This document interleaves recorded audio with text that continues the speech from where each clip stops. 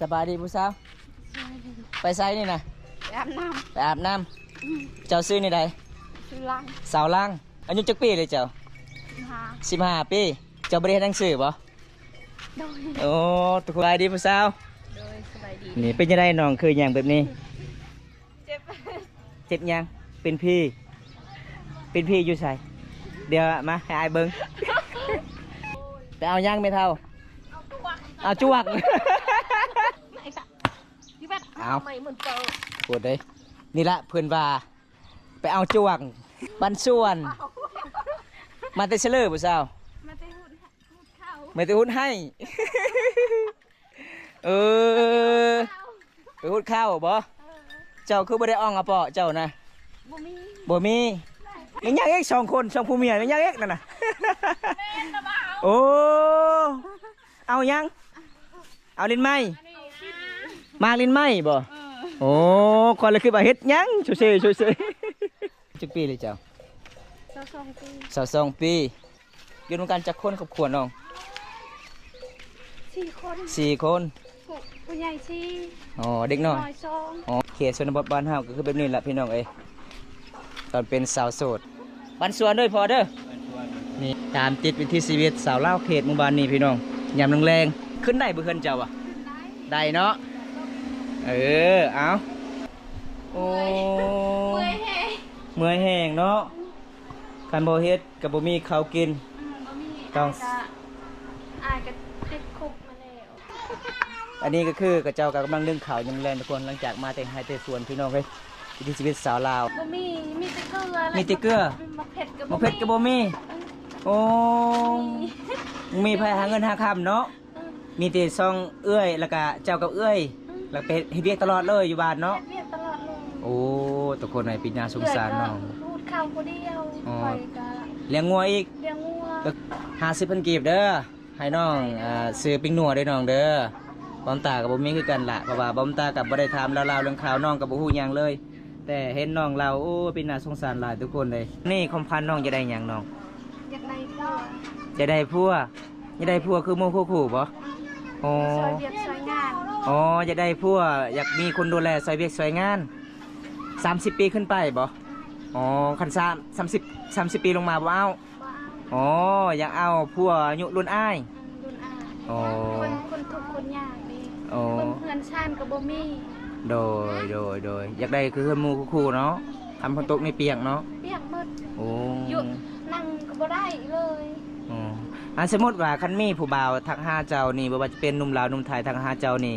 คันสมมติว่ามีคนมักฮักเจ้านี่เจ้าอยู่ประเทศเขาได้บ่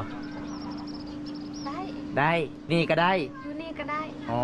อยู่นี่ก็แห้งดีเลยเลี้ยงพ่อแม่เบิ่งพ่อแม่ก็เฒ่าแล้วอ๋อบ่มีไผเฮ็ดทุกคนเลยคนซอยเฮ็ดบ่แม่นน้องเว้าเล่นบ่น้องเว้าแท้บ่บ่แท้เว้าแท้เนาะ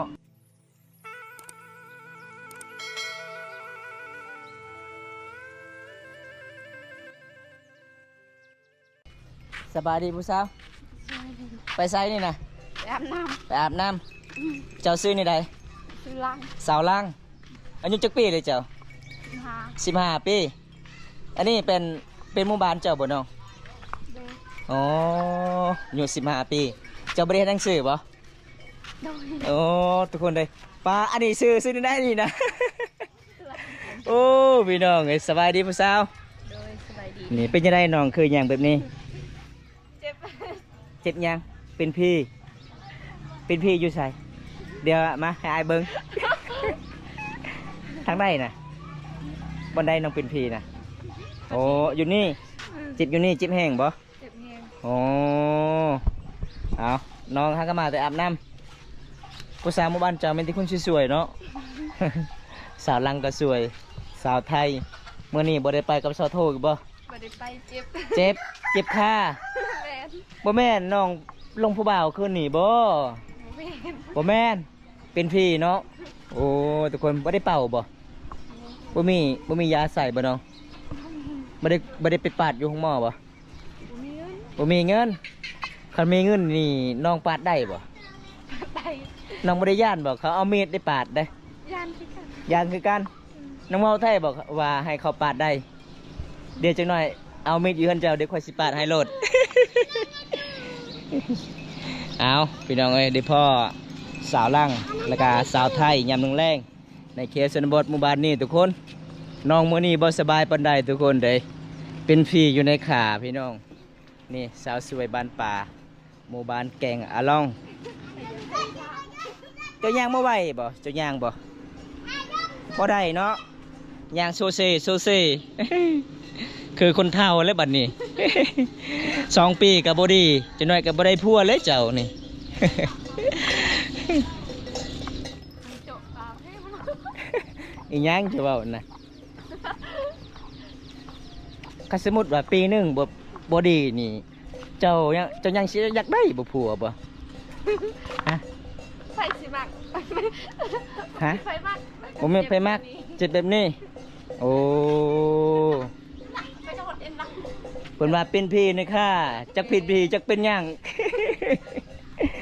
เพิ่นว่าสิปาดได้เดียวจังหน่อยก็สิเอามีดลำมาปาดโลน นี่แม่เจ้าเนาะนี่เนาะนี่ไปเอาย่างไม่เท่าเอาจวก อุ้ยจักมันยังไปเอาจวงแบบเขาเจ้าสิผ้าพื้นเนาะเจ้ากับผ้าพื้นโมได้เนาะโมนี่เนาะเจ้ากับบ่สบายเนี่ยเป็นพี่อยู่ในขาทุกคนในย่างกับซูเซ่ซูเซ่กูได้ไปหาหน่อไม้มื้อเช้านี่อีแม่เจ้าไปไสคือบ่ได้ไปหาไปบ่ได้ แต่ตอนนี้เจ้าคือไปได้ไปอาบน้ำจำเป็นย่างเนาะขันบ่ไปกับบ่มีน้ำอาบเด้โอ้ยพี่น้องลำบากหลายเลยทุกคนเขตชนบทเห็นบ่บ่มีน้ำอาบคือแบบนี้แหละทุกคนเลยน้องก็บ่สบายขึ้นก็บ่ได้แล้วบัดนี้บ่มีเงินไปกวดห้องหมอน้องว่าพี่น้องเอ้ย มีเงินรู้ เป็นพี่น้องเป็นน่าสงสารสาวไทยอยู่ทุกคนเลยนี่แหละเครื่องเพิ่นพี่น้องอันนี้คือแม่อยู่ไสจะว่าจวงนะ แม่ โอ้อันนี้เราจวงเจ้าเช็ดหยังอันนี้นะ ก็อุ้ย ก็โอ้ย เออ โอ้ผ่าพื้นตัดพื้น เออ โอ้ทุกคนได้วิถีชีวิตเป็นเดิมๆเลยทุกคนเมื่อนี้ก็มาเยี่ยมมายามหมู่บ้านนี้ก็ได้พอสาวลังสาวไทยพี่น้องสาวสวยบ้านป่าหมู่บ้านแก้วลองทุกคนเลยบรรยากาศรอบๆในเขตชนบทหมู่บ้านนี้ก็มีแต่ป่ามีแต่ดงทุกคนเลยเห็นบ่คันย่ามหนาพ้นนี่น่าจะมียุงหลายเลยพี่น้องแต่หมู่บ้านเฮาก็ซ้ำหมู่บ้านเฮาแหละพี่น้องอยู่ได้ทุกคนเลยยามแรงๆเห็นบ่พี่น้องเป็นตะมวนหลายเด้เขตนี้พี่น้องอุดมสมบูรณ์อยู่ ไม่สักยี่แบบ เอา ไม่เหมือนเจอ ปวดเลยนี่ละเพื่อนว่าไปเอาจวง แบบที่ชีวิตเดิมๆทุกคนเลยฝ่าพื้นคำไม้ใหญ่นี่ต้องฝ้าเนาะคำไม้น้อยนี่บริฝ้าเนาะดังไปเลยปั่วเลยทุกคนถนัดหลายเลยพี่น้องเลยขันเฮานี่ฝ้าบ่เป็นนี่น่าสิบ่ถึงแน่นอนทุกคนเลยอันตรายเลยทุกคน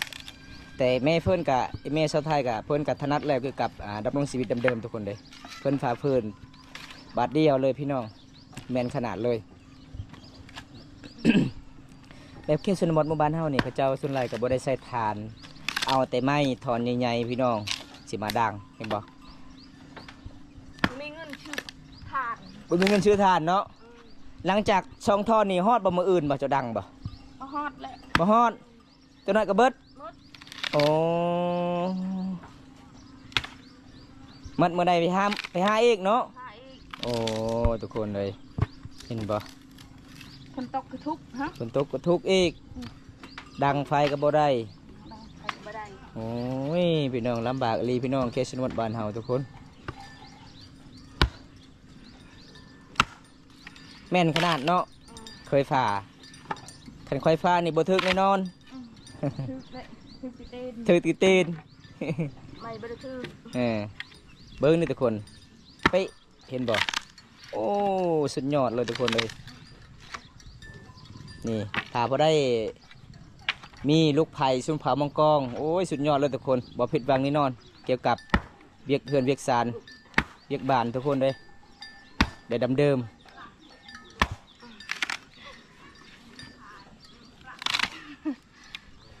สุดยอดโอ้อันนี้ผู้สาวบ่นี่บ่ปันส่วนมาแต่เฉลยผู้สาว มาได้หุ่นเข้า ไม่ได้หุ้นให้ เออไปหุ้นข้าวบ่เจ้าคือบ่ได้อ่องอ่ะเปาะเจ้านะ บ่มี บ่มีเอ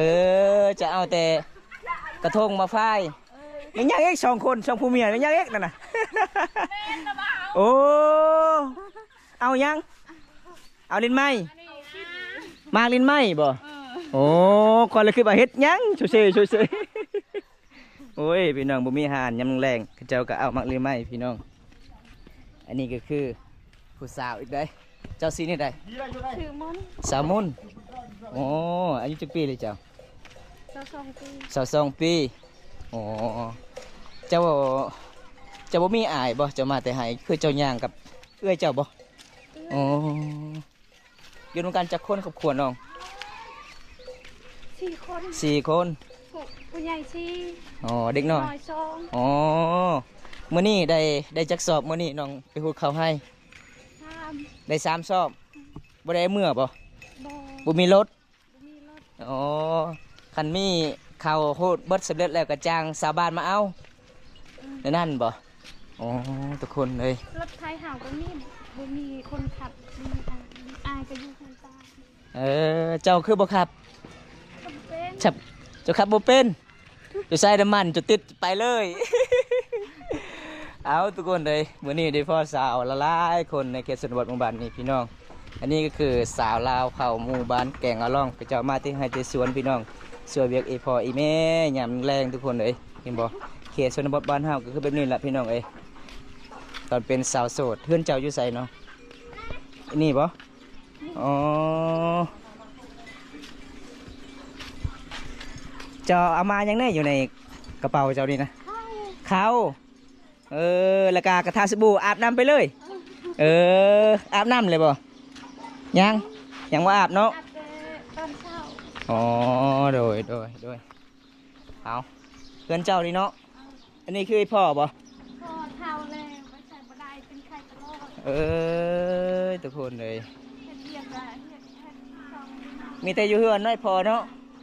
มีเรียกบ่ได้ทุกคน เป็นไข่ โอ้เป็นไอตลอดเลย นี่คือไอ้พ่อเพิ่นทุกคนก็เท่าแล้วพี่น้องครับเป็นน่าสงสารนะทุกคนเลยบันสวนด้วยพอเด้อนี่พี่น้องนี่คือไอ้พ่อเพิ่นที่เรียกยังบ่ได้พี่น้องมันเท่าแล้วพี่น้องเดี๋ยวผมตากอัปเดตเพื่อนสารบ้านซองน้องก่อนเลยทุกคนตามติดวิถีชีวิตสาวลาวเขตหมู่บ้านนี้พี่น้องยามแรงๆ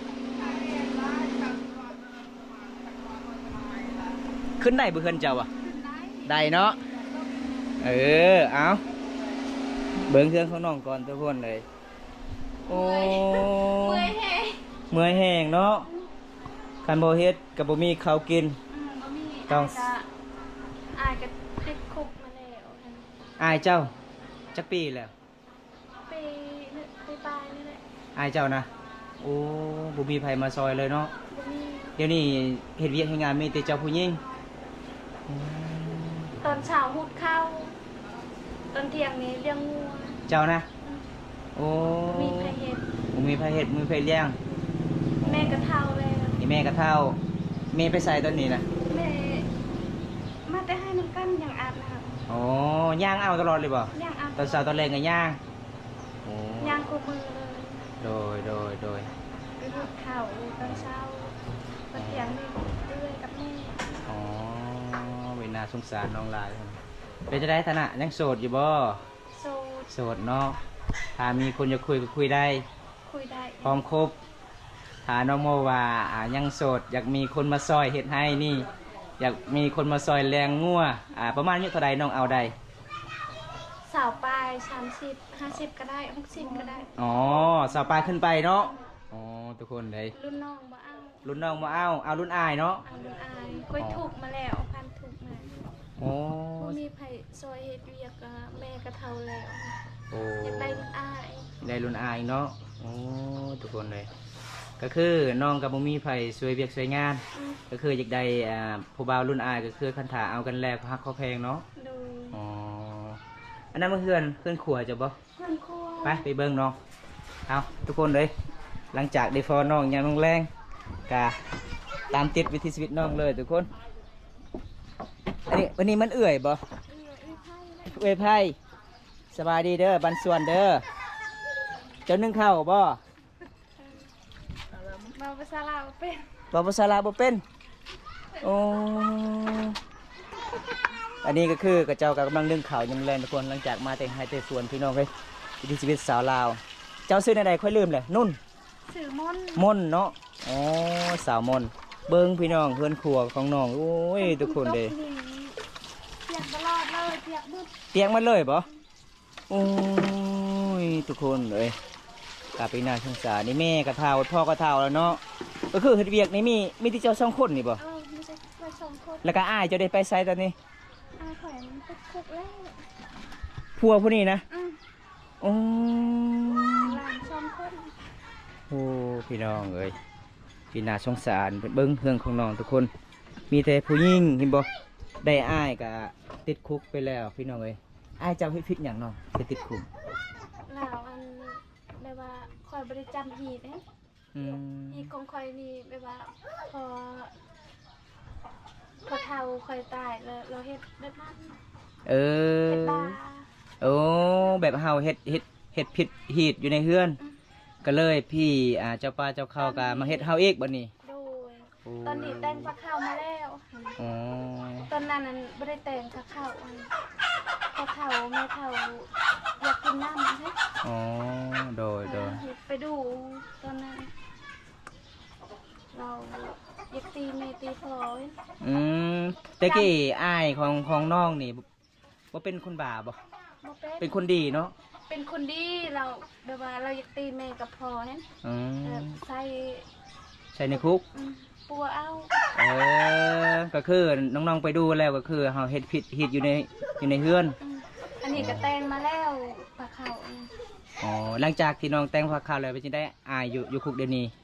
ดีหรือบ่ ดี อ๋อ เดือนสามนี่ก็ออกแล้วเดือนสาม โอ้ ตอนนั้นมี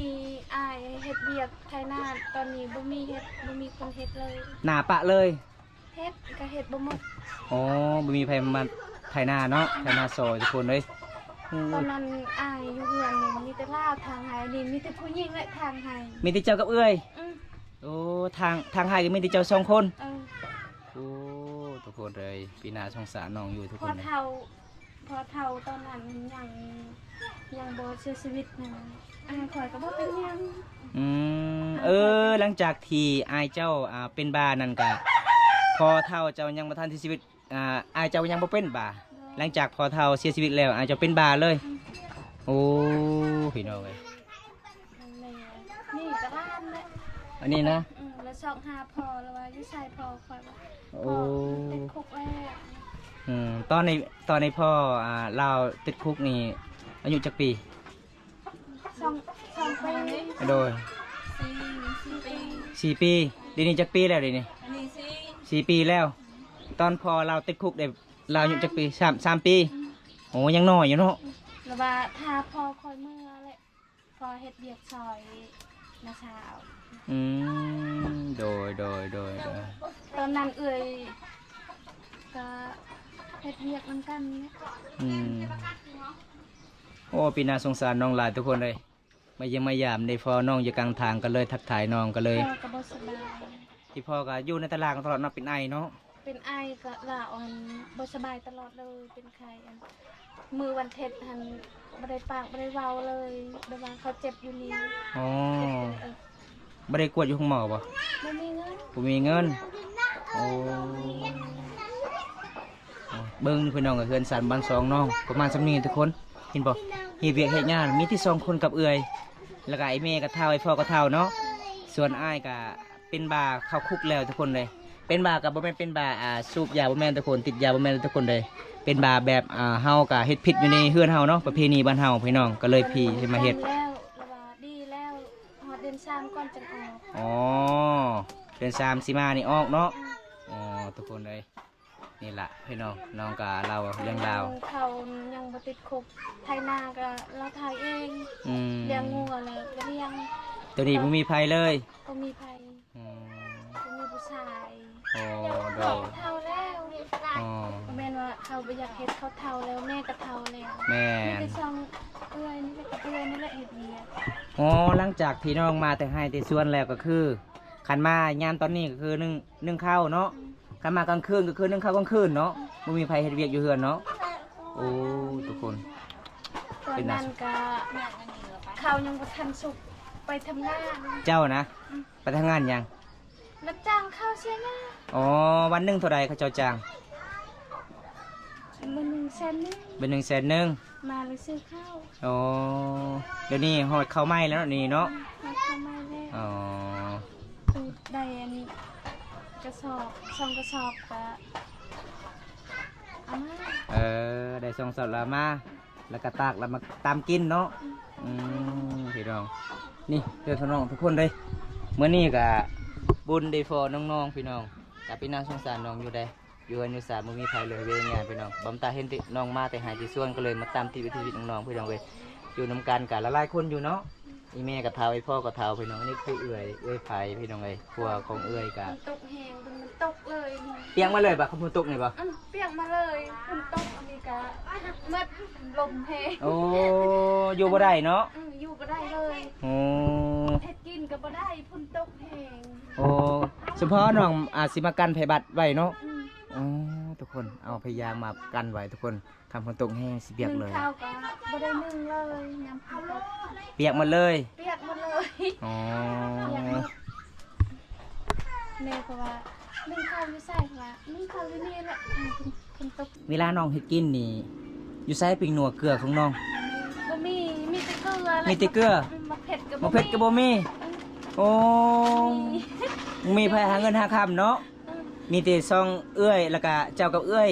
แล้วไปเฮ็ดเวียกตลอดเลยอยู่บ้านเนาะ เวียนตลอดเลย โอ้ทุกคนในปีหน้าสงสารน้อง พูดข้าวคนเดียว อ๋อ ปล่อยก็ เลี้ยงงัวอีก เลี้ยงงัว ก็คือเจ้าได้ซอยเอื้อยก็คือแต่ตอนเช้าโอ้หลังจากที่เวลาฮอดเวลาปล่อยงัวก็คือ 10 โมง อ๋อเจ้าเลี้ยงงัวอ้าวพี่น้องไอ้พี่นาสงสารน้องลายบำตากะแน่เบิ่งตลอดเลยเครื่องของน้องมีแต่เกลือทงหนึงเนาะปิงนัวก็บ่มีมักเฟ็ดก็บ่มีทุกคนเลยโอ้ยกะมื้อนี้บำตากะบ่มีหยังน้ำจิตน้ำใจอยากช่วยน้องเพราะว่าน้องก็เป็นครอบครัวที่ยากจนทุกคนเลย50,000กีบเด้อให้น้องซื้อปิงนัวได้น้องเด้อบำตากับบ่มีคือกันล่ะเพราะว่าบำตากับบ่ได้ถามเล่าๆเรื่องข่าวน้องก็บ่ฮู้หยังเลย แต่เห็นน้องเราโอ้เป็นน่าสงสารหลายทุกคนเลยเป็นครอบครัวยากจนพี่น้องเฮ็ดเวียกก็คือได้2คนนี่ล่ะนี่อ้ายบ่มีหยังหลายเด้ออ้ายมาเยี่ยมมายามน้องถึงเฮือนถึงซ่านอ้ายสิกลับเฮือนกับซ่านล่ะเพราะว่าอ้ายเห็นเฮือนซ่านบ้านสองน้องก็เป็นน่าสงสารอยู่น้องบ่มีไผมาซอยเลยเนาะตอนนี้คมพันน้องจะได้หยังน้อง อยากได้ผัว จะได้ผัวจะได้ผัวคือหมู่คู่บ่โอ้ ซอยเวียกซอยงาน อ๋อจะได้ผัวอยากมีคนดูแลซอยเวียกซอยงาน30 ปีขึ้นไปบ่อ๋อคัน30 ปีลงมาบ่เอา บ่เอา อ๋ออยากเอาผัวอายุรุ่นอ้าย รุ่นอา อ๋อ คนทุกข์คนยากนี่ อ๋อ เพื่อนชาติก็บ่มี โดยอยากได้คือเพื่อนหมู่คู่เนาะทำคนตกในเปียกเนาะ เปียกหมด โอ้ อยู่นั่งก็บ่ได้เลย อ๋อสมมติว่าคันมีผู้บ่าวทักหาเจ้านี่บ่ว่าจะเป็นหนุ่มลาวหนุ่มไทยทักหาเจ้านี่คันสมมติว่ามีคนมักฮักเจ้านี่เจ้าอยู่ประเทศเขาได้บ่ ได้ ได้อยู่นี่ก็ได้ อยู่นี่ก็ได้ อ๋ออ อยู่ นี่ นี่ก็แห้งดีเลยเลี้ยงพ่อแม่เบิ่งพ่อแม่ก็เฒ่าแม่ อ๋อบ่มีไผเฮ็ดเวียกงานเนาะอ๋อทุกคนเลย คนซอยเฮ็ด บ่แม่นน้องเว้าเล่นบ่น้องน้องเว้าแท้บ่ บ่แท้ เว้าแท้เนาะโอ้ แท้ เอาพี่น้องเอ้ยสาวบ่ได้อยากจะมักฮักน้องกับสมาชิกน้องใดพี่น้องน้องตอนนี้เปิดใจบ่มีคนดูแลพี่น้องครอบครัวยากจน